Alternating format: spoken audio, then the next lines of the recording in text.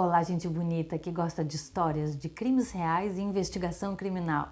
Eu sou Bruna Maishi e te convido para ficar aqui comigo nos próximos minutos. Desde já eu peço para deixar o like aqui para mim, que ajuda na divulgação do vídeo, e se inscrever no canal, ativar o sininho das notificações para não perder nenhuma história. Eu vou adorar ter vocês aqui comigo. Gente, vocês acreditam que eu gravei todo o vídeo e não consegui salvar, não sei o que aconteceu, eu perdi. Vamos tudo de novo. Dito isso, vamos para o caso de hoje. Hoje a gente vai conhecer a história da cantora libanesa Suzane Tamim. Pega a pipoca e vem comigo. Suzane Abdul Sattar Tamim nasceu em 23 de setembro de 1977 em Beirute, no Líbano. Ela era filha de Abdul Sattar Tamim e Thuraya Al-Zahef. Tinha um irmão caçula chamado Khalil Tamim. A Suzane foi descrita pelo pai como a boneca do bairro.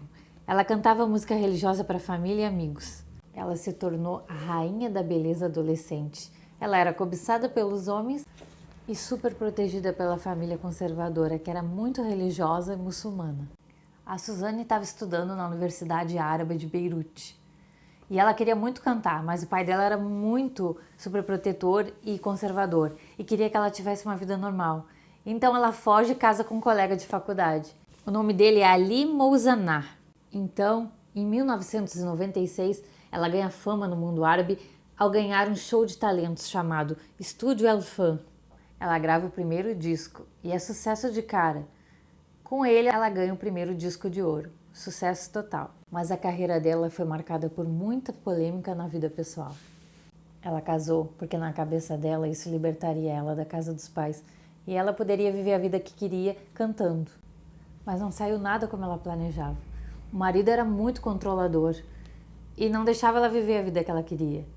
Foi uma relação muito conturbada.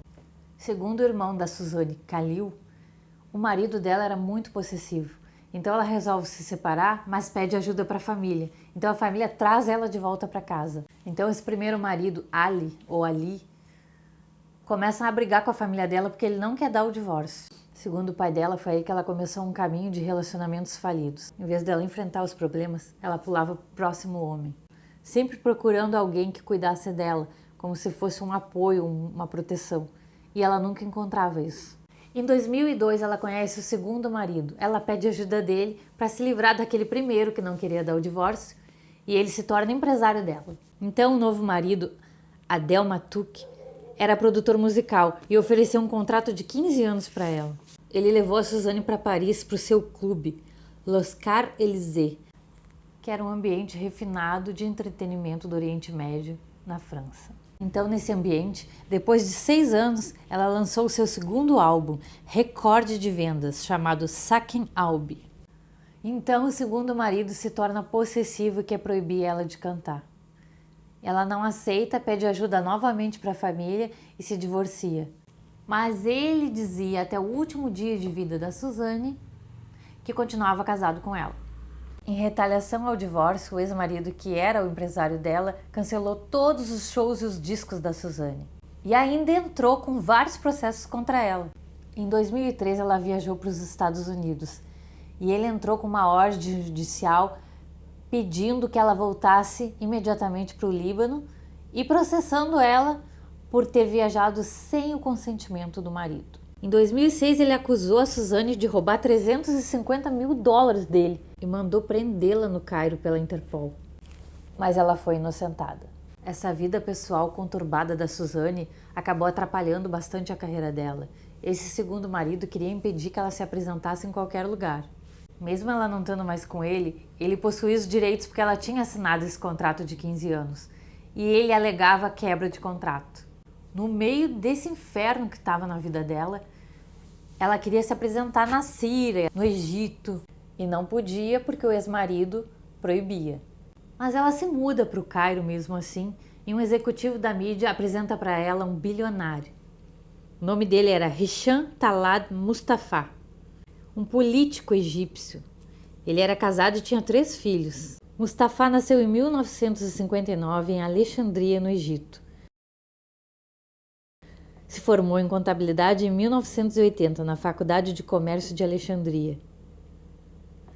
O grupo que o pai dele fundou tem 50 anos e é a maior empresa imobiliária do Egito. Segundo a Forbes, essa empresa, em 2020, valia 7,1 bilhões de dólares. Ele era um homem muito poderoso e era membro do parlamento do Egito. Então o Mustafa ajuda ela a se livrar do segundo ex-marido. Vocês percebem a dinâmica, né? Ela vai pulando de uma relação em outra, sempre procurando alguém que ajude ela. E era tudo que ela queria, porque ele a protegia e era muito generoso. O Mustafa se apaixona por ela, só que ele era casado, então eles vivem uma relação de amantes. Então a Suzane começou a mudar, começou a aparecer com roupa mais conservadora nos clipes, ela estava orando mais, e uma amiga disse que ela falou para ela que tinha se apaixonado por um homem muito importante e que não era pecado, porque eles tinham um contrato temporário de casamento, que era menos permanente, mas ainda assim era formal pelo Islã. A família também não entrou em detalhes sobre essa relação. Pelo que tudo indica, ele tinha esposa e filhos, mas vivia com a Suzane também com esse contrato temporário e parece que ele queria realmente casar com ela. Um amigo da Suzane, estilista, chamado Joe Haad, foi visitá-la e viu que ela estava paranoica com seguranças. E viu também que o Mustafa era ciumento e possessivo. E voltamos de novo. Terceiro homem possessivo querendo mandar nela, mudando os comportamentos dela e dificultando a carreira e o que ela queria fazer. Então, já apavorada com a perseguição dele, ela foge e se muda para Londres. E lá ela conhece um britânico que nasceu no Iraque chamado Riyad Al-Azawi. O Riyad é lutador e campeão de kickboxing. Eles vivem um tempo em Londres e depois eles compram juntos um apartamento num complexo residencial de luxo em Dubai. Só que quando ela vai viver em Londres com o lutador, eles não têm um minuto de paz, porque o Mustafa fica ligando e ameaçando os dois. Primeiro ele liga para ela e oferece 50 milhões de dólares para ela largar o lutador e voltar para o Egito com ele. Outra vez ele liga para o lutador e ameaça dizendo para ele esquecer a garota ou então os dois perderiam a vida. Nesse meio tempo, a carreira da Suzane tinha sido engolida por esse monte de problemas pessoais. E a última música que ela lançou foi em 2006, quando ela fez uma música em homenagem ao primeiro-ministro do Líbano que morreu em um atentado. Já a partir de 2007, ela desapareceu para o público. Em 28 de julho de 2008, com apenas 31 anos, a jovem Suzane Tamim perdeu a vida. A polícia só a encontrou sem vida na manhã seguinte, depois que um primo da Suzane foi fazer uma queixa porque não estava conseguindo entrar em contato com ela. 5 horas depois do crime, a polícia prendeu um suspeito, o ex-policial egípcio Mohsin al-Sukari. Enquanto ele estava sob custódia, ele confessou o crime e disse que foi amando do Mustafa, que ofereceu 2 milhões de dólares para ele. A Suzane foi encontrada morta no apartamento dela e ela estava com o rosto muito machucado, mas os detalhes do crime, como são muito pesados, eu vou deixar aqui embaixo no comentário. Mas como que a polícia chegou até o ex-policial? Eles foram investigar a cena do crime depois que o namorado da Suzane se queixou das ameaças do Mustafa. Eles encontraram pegadas na cena do crime e a polícia foi rastrear a sapataria para ver quem tinha comprado o sapato e chegou até o ex-policial, que antes trabalhava como policial e no momento era segurança da empresa do Mustafa. Uma camareira do complexo residencial diz que viu na noite anterior a Suzane subir para o apartamento com amigos. E ainda teve uma testemunha que afirmou vir o ex-segurança saindo do complexo de apartamentos. E na cena do crime foram encontradas roupas, e essas roupas continham o DNA do ex-policial. Já no apartamento dele, a polícia encontrou os 2 milhões que o Mustafa pagou pelo serviço.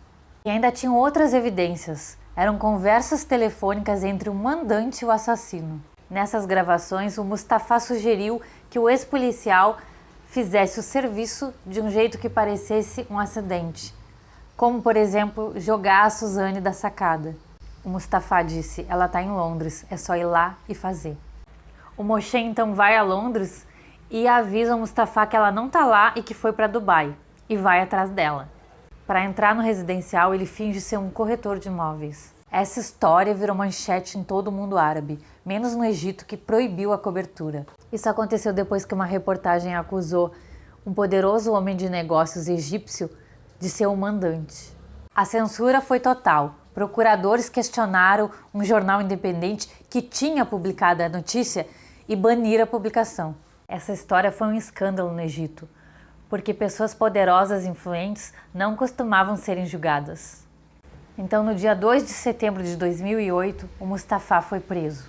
Mas ele só foi indiciado pelas autoridades egípcias porque Dubai fez muita pressão. Mohamed Maktoum, que é o governante sheik de Dubai, prometeu para a família da Suzane que ia fazer justiça.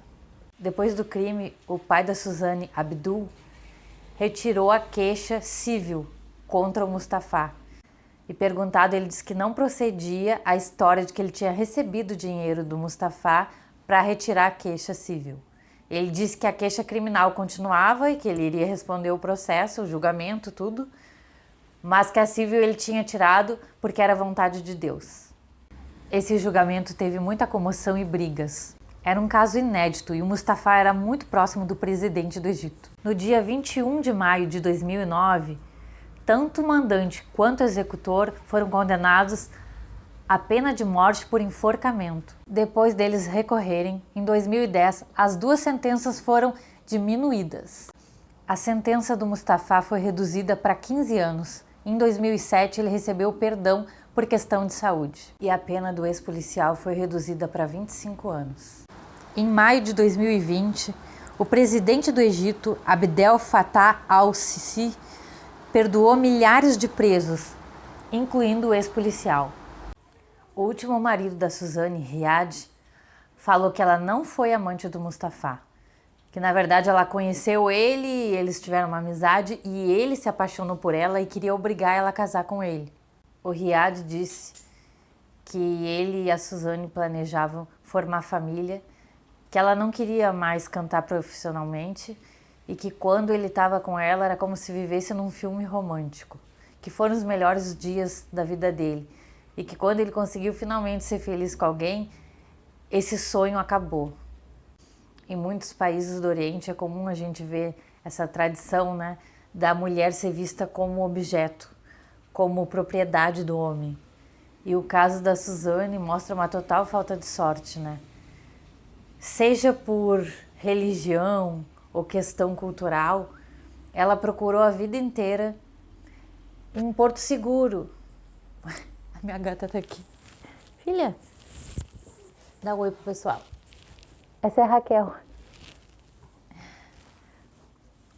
Parece que a Suzane passou a vida inteira procurando alguém que cuidasse, amasse ela e apoiasse a carreira dela, o sonho dela.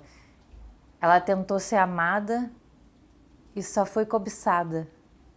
Parece que eles queriam sugar a beleza, a juventude dela e usar ela como troféu. E a única vez que ela realmente estava feliz, foi amada, encontrou alguém que ela ia construir uma família e viver em paz, ela se foi. Ela só tinha 31 anos e era muito linda, além de talentosa. Linda é apelido, né? Ela era uma pintura, linda, linda, linda, deslumbrante. E eu não entendo muito como é a música árabe, mas para os especialistas dizem que a voz dela era fantástica. Eu cheguei a assistir alguns vídeos, clipes dela no YouTube e parece afinadíssima. Eu não entendo muito porque é muito diferente do nosso contexto aqui musical. Mas falam que ela é muito, muito talentosa e a música dela servia tanto para a música árabe tradicional quanto para a música pop moderna. Foi uma pena tudo que aconteceu com ela. Um grande talento e uma pessoa tão jovem perder a vida assim. Tudo isso por conta do ego de um homem que não aceitou ser abandonado. Quem tiver sugestão de casos, pode deixar aqui no comentário para mim, por favor. Então é isso, eu vou ficando por aqui. Agradeço vocês que estiveram até agora comigo e até o próximo vídeo. Esse vídeo é uma homenagem a Suzane Tamim, Abdul Sattar Tamim, Khalil Tamim Thuraya Al-Zahef, Riad Al-Azawi, a todos os familiares, amigos e a todos os fãs da Suzane Tamim pelo mundo todo.